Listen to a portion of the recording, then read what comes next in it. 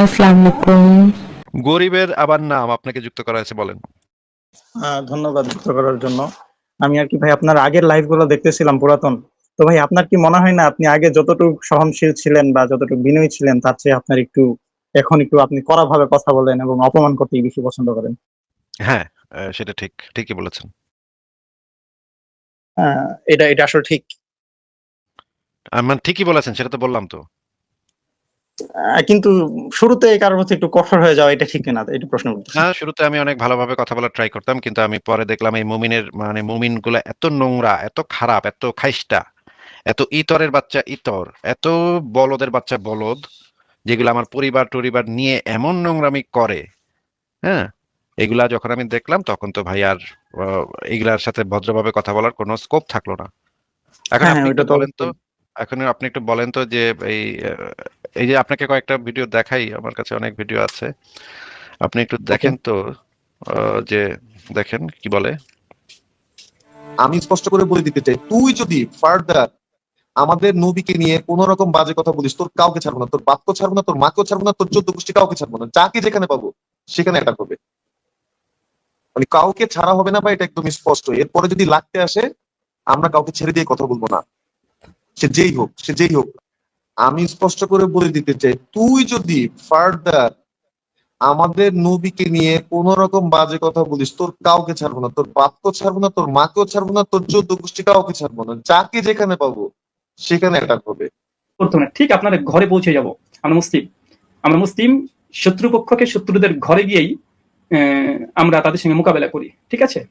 ভারতে আমার এখানে সবার প্রতি একটা অ্যাডভাইস থাকবে, যে আপনারা যদি চান যে আসিফ মহিউদ্দিনকে মেন্টালি তাকে মানে ডিস্টার্ব করে দেওয়া বা তাকে পাগল বানানো, psychological, make no mistake, it's a war. কি কি কি কি কি আরেকবার বলুন কি? এখানে জিতার জন্য রাসূল সাল্লাল্লাহু আলাইহি ওয়াসাল্লাম বলছেন ওয়ার ইজ এ ডিসেপশন, যুদ্ধ হইতেছে ধোকার জায়গা। क्या बात है सर, क्या बात है सर, क्या बात, ये बात है। তো এখানে মিথ্যা সত্য এত কেয়ার না করে আপনার যে জিনিসটা করতে হবে, যে ওনাদেরকে আমাদেরকে পরাজিত করতে হবে যেভাবে হোক, এবং সেই জন্য আমাকে যদি একটু ডেভিলিশও কিছু করতে হয় তাহলে আমি সেটাও করব। যেটা আপনার করণীয়, যে কোনো নাস্তিক আপনার সাথে গেলে আপনি সবসময় নাইস এন্ড কাম থাকবেন, খুব সুন্দর ঠান্ডা থাকবেন, কোনো প্যানিক হওয়ার কিছু নাই। আর সে যতই ডিস্টার্বিং কথা বলুক, আপনার ডিস্টার্ব হওয়ার কোনো দরকার নেই। এটা হলো নাম্বার ওয়ান। নাম্বার টু হলো, একটা জিনিস মনে রাখবেন, যদি পরিবার আমার থাকে, পরিবার তারও আছে। তো আপনাকে আপনার অপোনেন্টের দুর্বলতাটা খুব ভালো করে জানতে হবে। তো আর আরেকটা জিনিস মনে রাখবেন, আপনি যার সাথে কথা বলতেছেন সে একটা পিওর শয়তান, আর শয়তানের সাথে ভদ্রতার তো কিছু নাই। আপনি অযথা ভদ্রতা দেখায় আপনার পরিবারের বংশ আপনি তো আর ওর মেয়েরে বিয়ে করবেন না, তাই না? আপনার তো এত ভদ্র আর কোনো দরকার নেই। তো আপনি অবশ্যই সে যেই ম্যানারে কথা বলতেছে, ডিস্টার্বিং ম্যানারে, সেই সেম ডিস্টার্বিং ম্যানারে আপনি কথা বলবেন। এবং আমার এখানে সবার প্রতি একটা অ্যাডভাইস থাকবে, যে আপনারা যদি চান যে আসিফ মহিউদ্দিনকে মেন্টালি তাকে মানে ডিস্টার্ব করে দেওয়া বা তাকে পাগল বানানো, psychological, make no mistake, it's a war between theist and atheist. এটা নাস্তিক আর আস্তিকদের মধ্যে একটা মানে বিরাট একটা যুদ্ধ, সাইবার ওয়ার আর কি। তো এখানে জিতার জন্য রাসূল সাল্লাল্লাহু আলাইহি ওয়াসাল্লাম বলছেন ওয়ার ইজ এ ডিসেপশন, যুদ্ধ হইতেছে ধোকার জায়গা। তো এখানে মিথ্যা সত্য এত কেয়ার না করে আপনার যে জিনিসটা করতে হবে, যে ওনাদেরকে আমাদেরকে পরাজিত করতে হবে যেভাবে হোক, এবং সেই জন্য আমাকে যদি একটু ডেভিলিশও কিছু করতে হয় তাহলে আমি সেটাও করব। शाबाश बेटा, बहुत बढ़िया मुन्ना। আচ্ছা, যেটা দেখলেন কি বললো ভাই, কি বুঝলেন এটা দেখে? হ্যাঁ, অনেক খারাপ খারাপ কথা বলছে, আপনার ফ্যামিলিকে অ্যাটাক করার কথা বলছে, এমনকি আপনাকে পাগল বানানোর কথা বলছে, নিন্দনীয়। মানে তর্কে তর্কে জেতার জন্য যুক্তি তর্কে যেহেতু পারা ও যাচ্ছে না, হ্যাঁ, সেহেতু মিথ্যা তাকে কি মিথ্যার করতে কথা হবে? বলছে। মানে সত্য হ্যাঁ, মিথ্যা মিথ্যা যাই হোক, মিথ্যা বলতে হবে। যেমনই হোক হারাইতে হবে নাকি?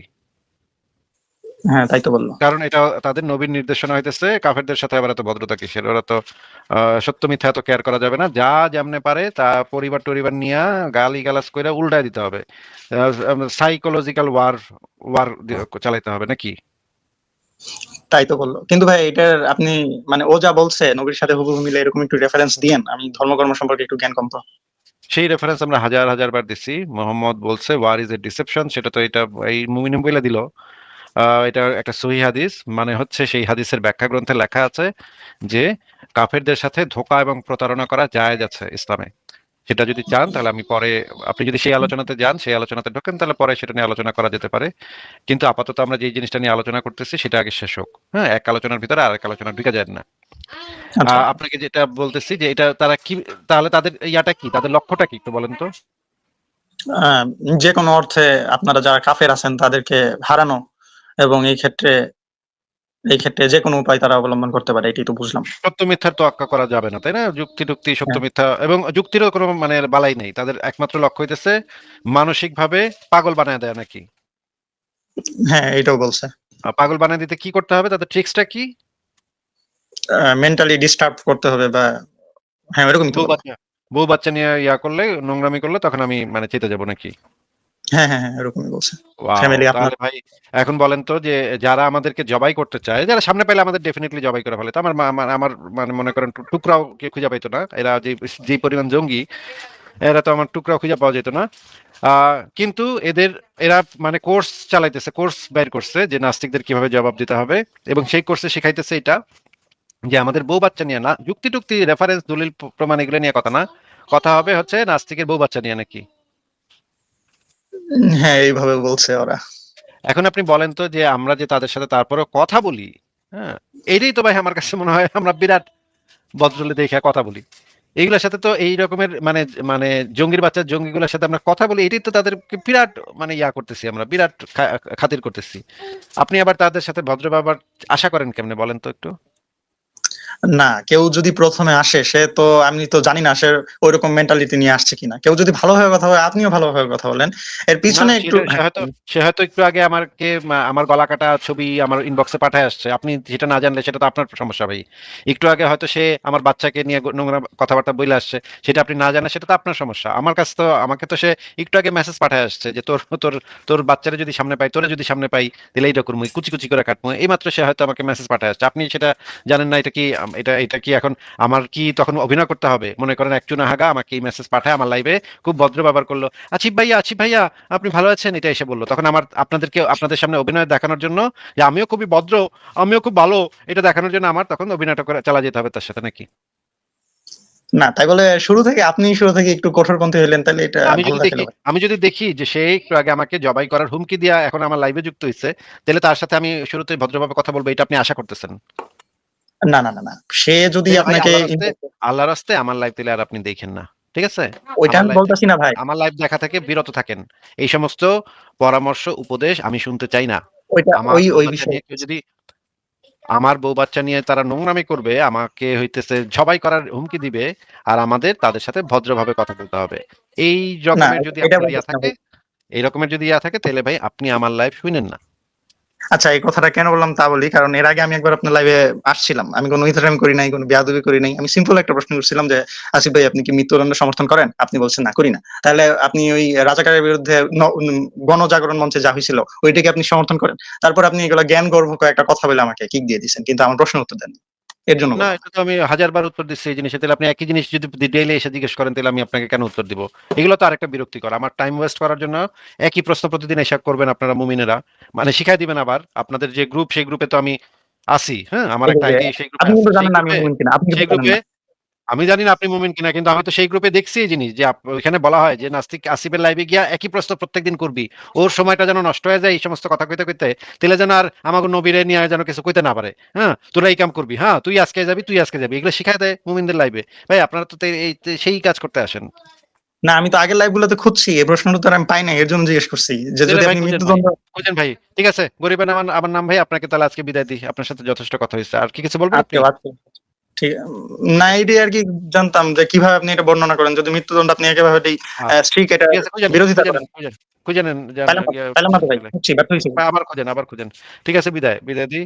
পরের জনকে যুক্ত করি। এমডি খালেদ সাইফুল্লাহ, আপনাকে যুক্ত করা আছে, বলেন। কি খবর, ভালো আছেন? হ্যাঁ, ভালো, বলেন। শোনা যাচ্ছে না? হ্যাঁ, শোনা যাচ্ছে এখন, বলেন। এখন শোনা যাচ্ছে? হ্যাঁ, শোনা যাচ্ছে, বলেন। আচ্ছা, ওই যে গরিবের নেহাজ ভাই যে এটা বললো, যে আমার ওই প্রসঙ্গে একটা কথা আর কি, যে ন্যায় বিচার বা বিচারের মানদণ্ডটা কি? বা ন্যায় বিচারটা কি, এটা একটু যদি বলতেন। যে কথার কথা আপনার এই যে কিছু মনে করবেন, আমি ব্যাপারটা একটু খুলে বলি কি, যেমন কথার কথা এই যে মনে করেন এই যে আমরা আমাদের দেশে দেখতেছি যে বাংলাদেশে ইদানিং দেখতেছি যে ছোট ছোট বাচ্চাদেরকে র্যাপ করে বিভিন্ন এইভাবে মেরে ফেলতেছে খুব নৃশংসভাবে মেরে ফেলতেছে। এখন কথার কথা সে ধরা পড়লো, খনিটা ধরা পড়লো। এখন দেখা যেতেছে আদালতের মাধ্যমে সে কিছু আদালতে টাকা খাওয়ায় বিভিন্ন করে দেখা যেতেছে 5,000 10,000 টাকার জরিমানার বিনিময়ে সে দেখা যেতেছে আবার ছাড়াও পাই যেতেছে, অথবা 2 4 5 বছর জেলের বিনিময়ে বা জেল খাটার পরে দেখা যেতে ছাড়া পাই যেতেছে। এখন কি এটা কি একটা ন্যায় বিচার হয়েছে? কথার কথা এটা আপনার বোনের সাথে অথবা আমার বোনের সাথে হলো এই এমনটা। প্রশ্নের উত্তর আমার চ্যানেলে, ইউটিউব চ্যানেলে 5,000 বার দেয়া হয়েছে ভাই।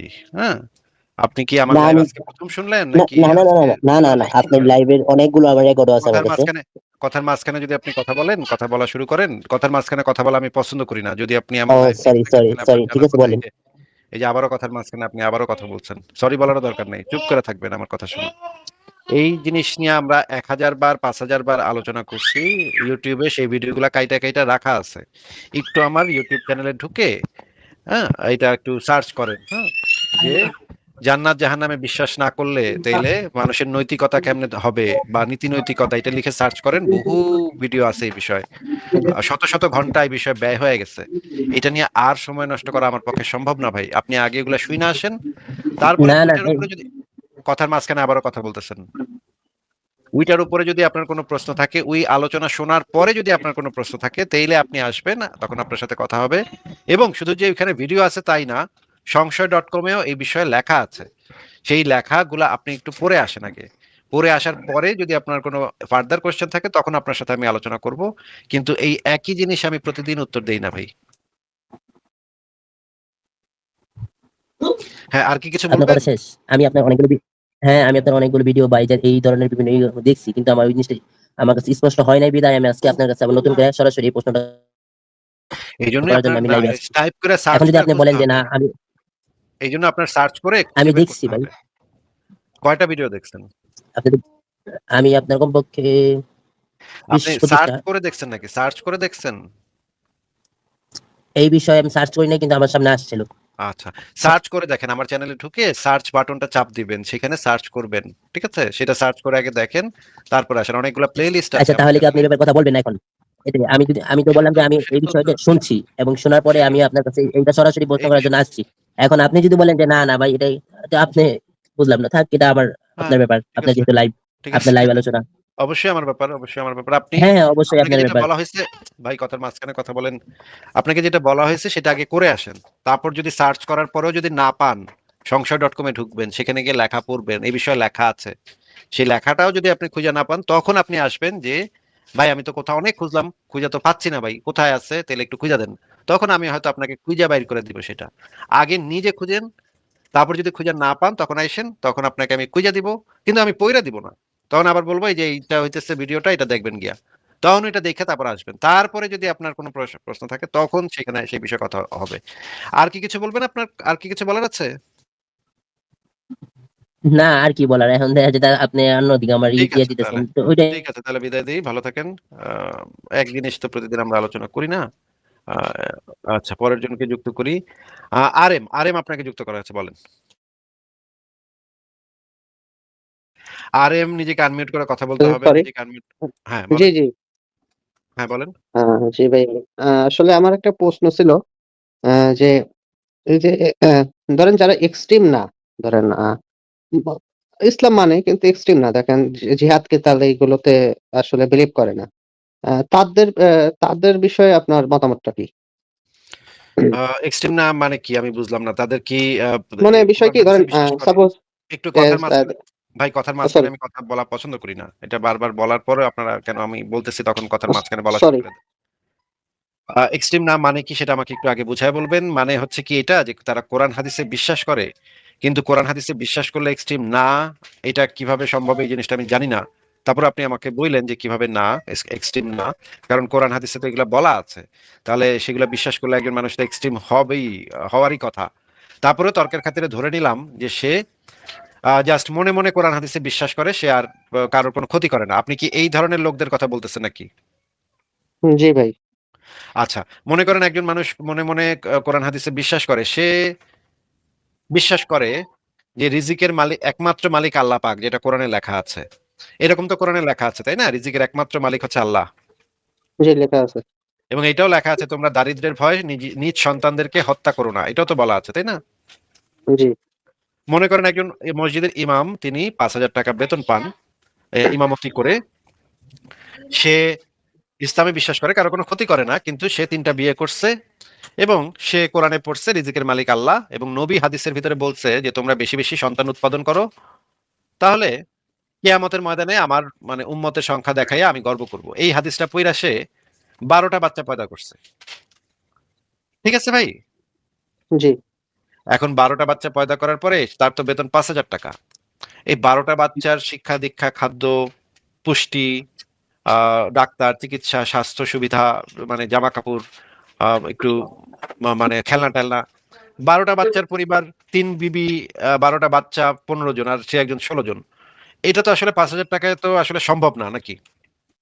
না, এটা তো কমপ্লিকেটেড বিষয়। হ্যাঁ, কমপ্লিকেটেড। মেনটেন তাহলে করা। এই মেনটেন করাটা তো একেবারেই পসিবল না। তাহলে কি হবে? সেটা হচ্ছে যে তাদের বাচ্চাদেরকে কম কম খাবার দিতে হবে, হয়তো ভাত আর আলু ভর্তা দিয়ে ভাত খাবে তারা প্রতিদিন, মানে মাসের পর জি, মাস। তারা তো পুষ্টিকর খাবারটা যদি না পায়, তাহলে তাদের তো ব্রেইন ডেভেলপমেন্ট, শারীরিক সামর্থ্য, এই জিনিসগুলো ডেভেলপ করবে না, তাই না?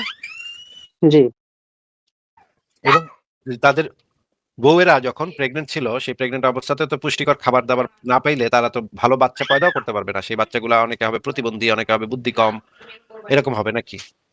জি।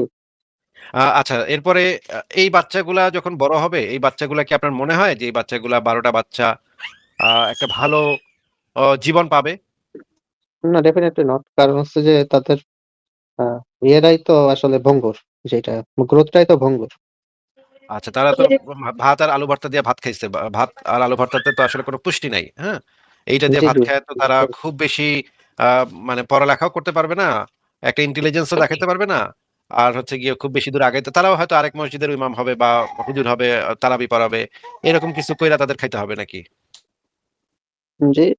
হ্যাঁ, তাদের তাদের এখন জীবনটা যে তাদের জিনটা জীবনটা যে নষ্ট হইতেছে, এই নষ্ট হওয়ার জন্য কে দায়ী হবে? তাদের দায়ী হবে তার বাবা মা, ডেফিনেটলি। কারণ হচ্ছে তারাই তো তার ভবিষ্যৎটা গ্রো করতে পারে নাই।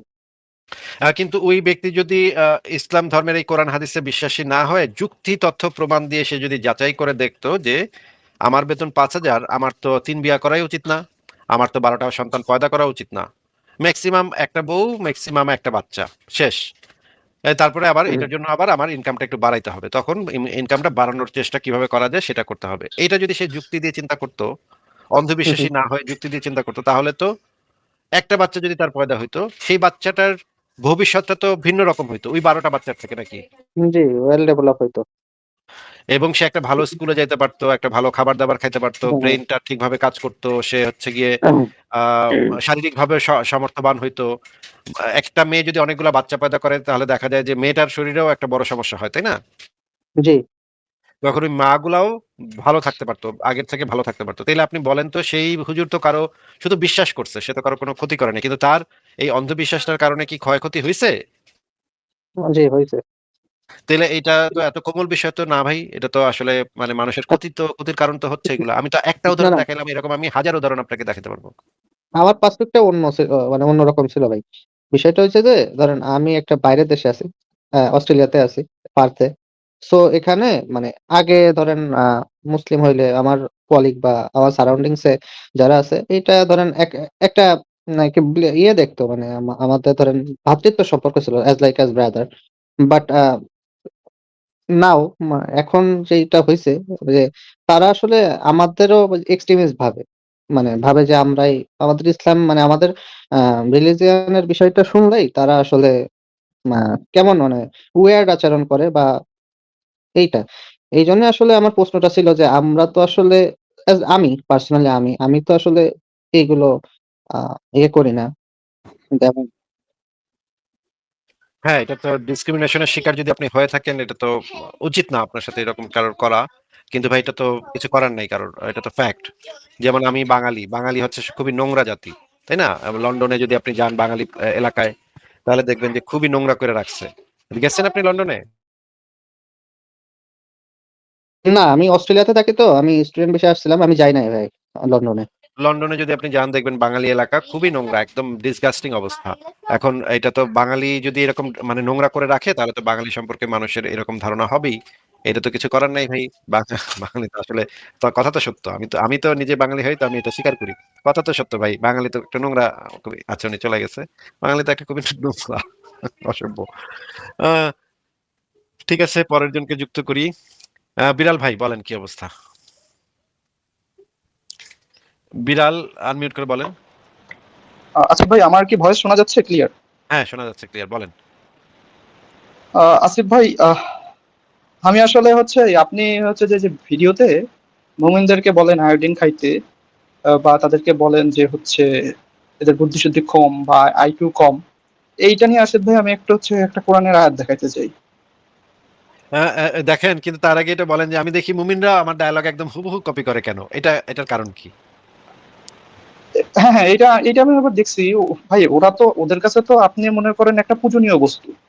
ওরা যে কয়বার হচ্ছে মানে ওই যে কি বলে রাসূলের নামে যে দরুদ পড়ে না, তার থেকে বেশিবার আপনার নাম বলে। এবং আমার মনে হয় যদি লাইভটাও চলে এই কারণে।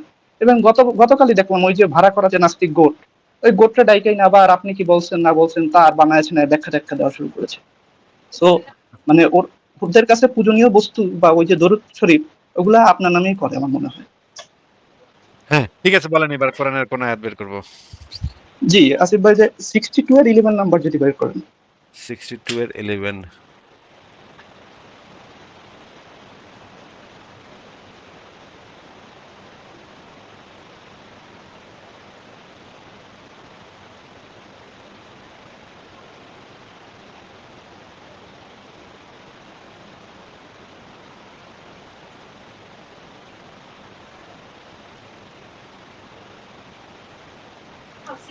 আসিফ ভাই আপনার কথা শুনতে পাচ্ছি। 62 এর 11 হচ্ছে এটা, এখানে বলা জাকারিয়া, হচ্ছে। আবু বকর জাকারিয়াটা যদি হচ্ছে, হ্যাঁ, হ্যাঁ। সরি আসিফ ভাই 2, আসিফ ভাই সরি এটা আয়াতটা টোটাল 12 11 2, সরি আসিফ ভাই 2 আহ 2 নম্বর আয়াত। জি জি আচ্ছা, 62 এর 2।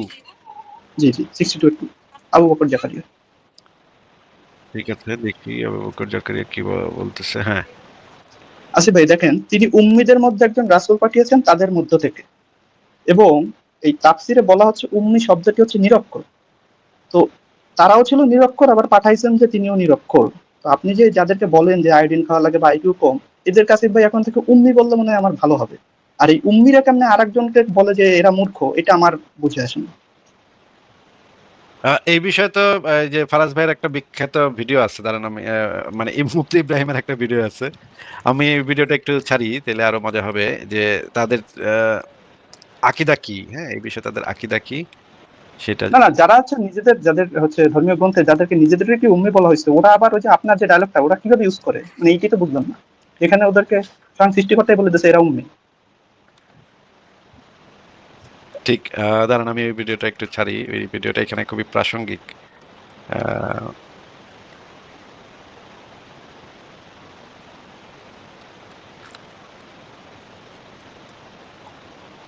দাঁড়ান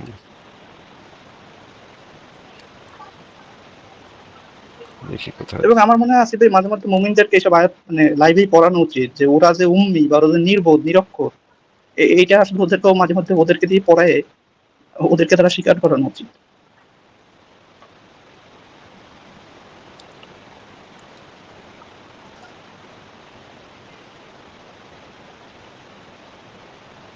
আচ্ছা, এটা এখানে আচ্ছা ভাই, ভিডিওটা আমি দেখছি, ওই যে বলছে যে ওই সাহাবীরা ছিল উম্মি, বই সব ডাউনলোড, সাহাবীরা, অন্য বই থাকলে, জি সব জি, সাহাবীরা ছিল মনের উম্মি। মধ্যে অনেক বই ডাউনলোড করা আছে, ওইসব বই ডাউনলোড করা থাকলে কোরআন ডাউনলোড হবে না, কোরআন ডাউনলোড এরকম। হবে, একদম। এটাই, দাঁড়ান দেখি। আচ্ছা, আপনি বলতে থাকেন, আমি দেখি বের করতে পারি কিনা। জি, আর একটা ওই যে আমি সূরা পড়তে গেলাম, তখন হচ্ছে আসিফ ভাই ওই যে ওয়াকিয়া সূরার 12 আর 13 নম্বর, তো ওই 12 নম্বর আয়াতে লেখা আছে যে পূর্ববর্তী বহু, তারা থাকবে সুখময় জান্নাতে। 13 নম্বরে লেখা আছে যে বহু সংখ্যক হবে পূর্ববর্তীদের থেকে এবং অল্প সংখ্যক হবে পরবর্তীদের থেকে। এই পূর্ববর্তীরা যারা, এরা হচ্ছে মুহাম্মাদের আগে, অর্থাৎ আমাদের নবী সর্বশ্রেষ্ঠ হওয়ার পরেও অধিকাংশ জান্নাতি লোকই থাকবে পূর্ববর্তী, এবং আমরা এই যে সর্বশ্রেষ্ঠ নবী হওয়ার উম্মত হওয়া সত্ত্বেও আমরা হব অল্প সংখ্যক। তো এই যে তাহলে তো হচ্ছে যে এই যে ইহুদি খ্রিস্টান এরাই তো তাহলে মানে আল্লাহ তো এদেরকেই জিতাই দিন।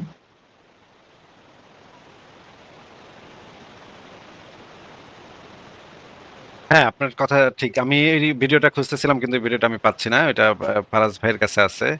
আমার কাছে ছিল জি কিন্তু জি। এই মুহূর্তে আর খুঁজে বের করতে পারতেছি না। আপনি বলেন, আপনার এই পয়েন্টগুলো বলেন।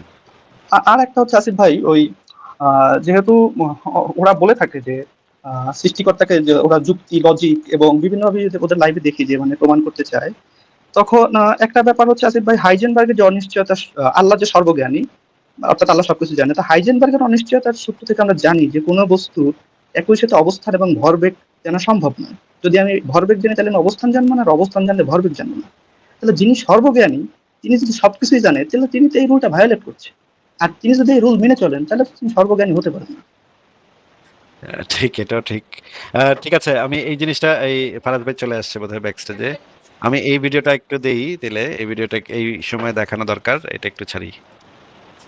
আবু বকর কোন ক্লাস পাস করেছিলেন? কে বলতে পারবেন? হযরত ওমর রাদিয়াল্লাহু আনহু কবে এসএসসি পাস করেছিলেন? হ্যাঁ? সাহাবীরা কে কি পাস জানা আছে? সাহাবীরা হলো মা পাস, মাদার পাস, উম্মি, উম্মুন মানে মা, উম্মিয়িন, মায়ের ঘর থেকে তারা যেরকম আসে ওই রকমই থাকে। কোনো কিতাবও পড়ে না, কোনো বিদ্যালয়েও যায় না, পড়ালেখা নাই, একেবারে উম্মি। মায়ের কোল থেকে যেমন আসছে তেমনই রয়ে গেছে, কোনো সার্টিফিকেট নাই। যেহেতু উম্মিদের মধ্যে কোরআন আছে, আপনাদের অনেকের এই অন্তরের ভিতরে অনেক বই আছে, আমি জানি। এত বই থাকলে কোরআন ঢুকবে না। আপনি এখন কল্পনা করেন যে আল্লাহ আমার এই হৃদয়ের মধ্যে কোনো বই নেই, সব আউট করে দিলাম, কোনো কিতাব নাই, কোনো বুক নাই, তোমার বুক, তোমার কোরআন এখানে ডাউনলোড করো। রাজি আছেন? একদম, একদম সব মুফতি ইব্রাহিম সব বলে দিচ্ছে আসলে। হ্যাঁ, বলেন জি আর বিলাল ভাই, বলেন। জি, আর ওদেরকেও যে উম্মি বলা হয়েছে, এটা কোরআনেও ওদেরকে বলা হয়েছে। সেটাই আসিফ ভাই দেখাচ্ছিলাম। বাট ওরা হচ্ছে মানে আবার অন্যদেরকে বলে যে এটা আইডেন যুক্ত লবণ খায়, বেড়া মূর্খ। তো এটা ওদের হচ্ছে কোরআনেও বলা, ওদের মুক্তিরাও বলে। ওরা আবার নিজেদেরকে জ্ঞানী দেবী করে, কিভাবে এটা বুঝি না। এটা তো কাইন্ড অফ হচ্ছে জ্ঞানী হলে তো কোরআনকে ভালো। ইমানদার হতে পারবে না, তাই না? জ্ঞানী হলে জি তো অবশ্যই। ইমানদার হওয়া যায় না। জ্ঞানী তো ছিল আবু জেহেল। আচ্ছা বিলাল ভাই, আপনি কি আর কিছু বলার না থাকলে আমরা দেখি গেস্ট নেই নাকি? আসিফ ভাই আমি তাহলে চলে যাই আজকে। ঠিক আছে, তাহলে জি বিলাল ভাই আবার কথা হবে আপনার সাথে। ভালো জি, থাকবেন। আমি আসিফ ভাই একটু বলি, যদি আমি আপনার টেলিগ্রাম লিঙ্কটা পাইনি, আর আমি যেহেতু হচ্ছে একটু এই কোরআন হাদিস একটু লেখাপড়া করি, আমি আপনার বেশি সময় নেব না, মাঝে মধ্যে একটু এই জিনিসগুলো একটু দেখায়, যদি দেখানো থাকে আমাকে একটু অ্যাড করিয়েন, এই আর কি। সময় বেশি নিব না, এই আর কি। ঠিক আর আছে। যদি